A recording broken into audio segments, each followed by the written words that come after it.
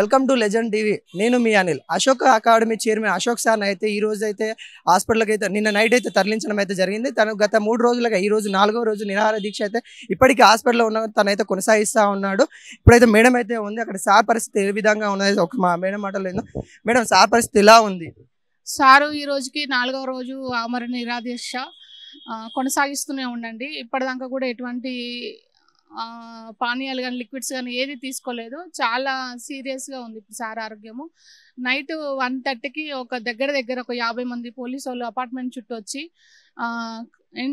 Door తలుపులు కొట్టేసి ఒక 20 మంది లోపలికి వచ్చేసి మాత్రం ఎత్తుకెళ్ళిపోయారు. సార్ని తీసుకొచ్చి నేను కాల్ చేస్తాను, తర్వాతకి మేము హాస్పిటల్ తీసుకెళ్తున్నాము, గాంధీకి తీసుకుపోతాము, ఉస్మానియాకి తీసుకుపోతాము, మేము చేస్తాం తర్వాత. కానీ నేను అక్కడనే ఉన్న తర్వాతకి మా మరిదిని తీసుకొని మళ్ళీ ఆ తర్వాతకి కాల్ చేస్తే ఉస్మానియా హాస్పిటల్కి తీసుకొచ్చినామన్నారు. నేను ఇక్కడికి వచ్చేసరికి 3 అయ్యింది. 3 గంటల నుంచి 5 గంటల వరకు హాస్పిటల్నే ఉన్నా. ఎర్లీ మార్నింగ్ మళ్ళీ 6కి వచ్చేసి మళ్ళీ ఇప్పుడు వచ్చిన. అశోక్ సార్ పరిస్థితి మాత్రం చాలా దారుణంగా ఉంది. అసలు సార్ లేవట్లేడు, మొత్తం వీక్ అయిపోయి సార్ మాట్లాడడానికి కూడా వాయిస్ రావట్లేడు. మీడియా వాళ్ళు ఎవరైనా ఫుటేజ్ ఏమన్నా తీసుకోవాలంటే అలౌ చేయట్లేరు, స్టూడెంట్స్ని అలౌ చేయట్లేరు, చూడడానికి ఎవరైనా లీడర్స్ వస్తే అలౌ చేయట్లేరు. మీరు కూడా చూసారు, ఇప్పుడు ఫుటేజ్ తీసుకున్నా అన్నారు, అది కూడా అది వాళ్ళు మిమ్మల్ని బెదిరించి అది కూడా డిలీట్ చేయించారు. అసలు ఏమనుకుంటారో నాకు అర్థం కావట్లేదు.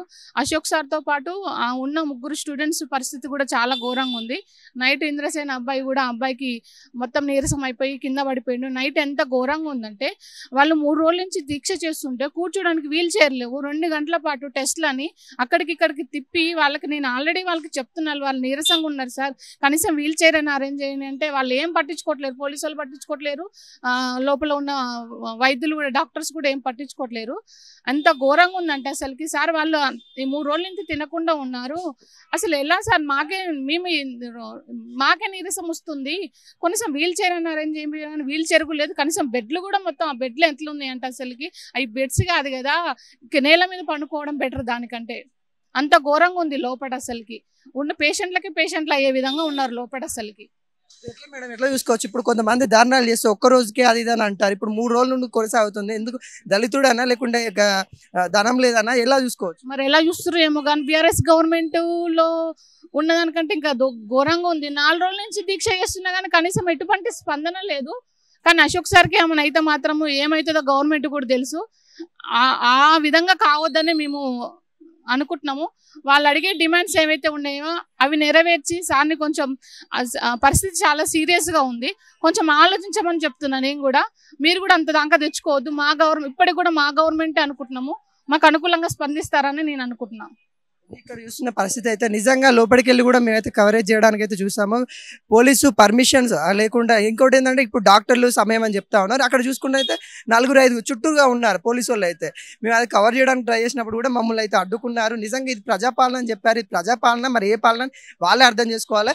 అలా ఏ విధంగా తీసుకోవచ్చు ఇప్పుడు అశోక్ సార్ని ఇప్పుడు ఇలా తీసుకురావడం ఏ విధంగా తీసుకోవచ్చు? అశోక్ సారు నిరుద్యోగుల సమస్యల మీద రాష్ట్రంలో కొట్లాడుతున్నటువంటి ఏకైక వ్యక్తి. ఆ మనిషికి పదవి రావాలనో వాళ్ళ యొక్క ఆస్తుల సంఖ్య పెరగాలనో కొట్లాడటం లేదు.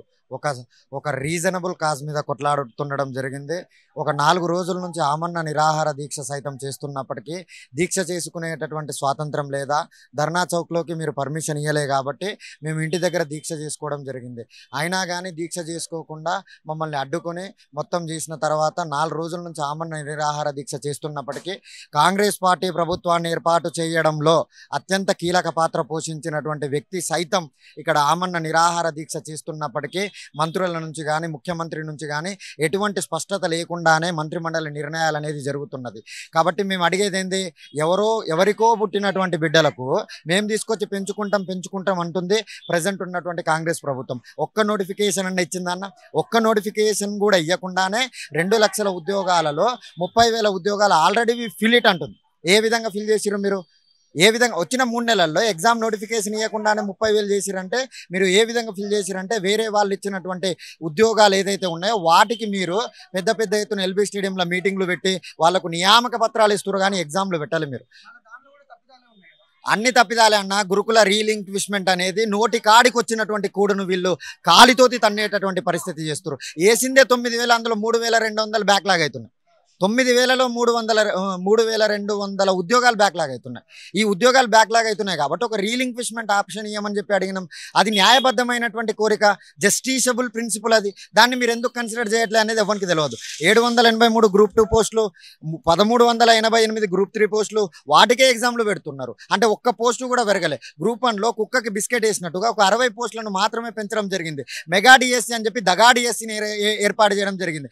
అంటే ప్రజాస్వామ్య ప్రభుత్వం అంటారు, ప్రజాప్రభుత్వం అంటారు, కంచెల్ని బద్దలు కొట్టిన అంటారు. కంచెలు కాదు, మీరు అత్యంత 3 లేయర్స్ని ఏర్పాటు చేయడం జరిగింది. లోపలికి మమ్మల్ని ఎందుకు, స్టూడెంట్స్ని ఎందుకు పంపారు? మీరు స్టూడెంట్స్ని పంపించట్లే, మీడియాని పంపించట్లే, వాళ్ళ ఫ్యామిలీ మెంబర్స్ని కూడా పంపించట్లే. ఏం నక్సలైట్ అండి ఆయన? నక్సలైట్ కాదు కదా. ఈ పోలీసుల రాచరికాన్ని ఇలా చూడొచ్చు. ఇప్పుడు చూస్తే ఘోరంగా ఉంది. అక్కడ లోపల 4-5 బెడ్ చుట్టే ఉన్నారు, మమ్మల్ని పర్మిషన్ ఇవ్వట్లేదు. ఇప్పుడు టీఆర్ఎస్ ప్రభుత్వం కూడా ఏమవుతుంది అనుకోరు. చూసిరు, గ్రూప్ 2 ఉద్యమం అనేది చెలరేగింది. తర్వాత టీఆర్ఎస్ పార్టీ ప్రభుత్వం కూలిపోవడానికి కారణం ఉద్యోగులు కలిసే ప్రభుత్వాన్ని కూలగొట్టడం జరిగింది. వీళ్ళకి ఈ విషయం తెలుసు. మరి ఎన్ని రోజులు చూస్తారో చూద్దాం. ఎంత తీవ్రతరం అశోక్ సార్కి గనక ఏమన్నా అయితే రాష్ట్రం అగ్నిగుండం అవుతుంది. అది తెలుసు, వాళ్ళకు కూడా తెలుసు. బట్ వాళ్ళు ఏం రెస్పాండ్ కావట్లే. చూద్దాం, we will see what happen in future. చాలా మంది, ఇప్పుడు సార్ ఒకటే కాదు, చాలా మంది నిరాహార దీక్ష పట్టారు. కానీ ఎలా తీసుకోవచ్చు ఇప్పుడు గవర్నమెంట్ ఇంతవరకు కూడా ఏమి ఇవ్వకపోవడం? దీన్ని రాష్ట్ర వ్యాప్తంగా నిరసన దీక్షలు, నిరాహార దీక్షలు అనేవి కొనసాగుతూనే ఉంటాయి. మా యొక్క సమస్య పరిష్కారం అయ్యేంత వరకు ఈ నిరుద్యోగ ఎజెండా అనేది అందరూ మోస్తుర్రు, అందరు దింపేస్తారు. కానీ అశోక్ సార్ అనేటోడు ఎప్పుడు మాకు అండగా ఉంటాడనేటటువంటి నమ్మకంతోనే 30 లక్షల మంది నిరుద్యోగులు అతని మీద నమ్మకంతో మాత్రమే బతుకుతుండడం జరుగుతుందన్న.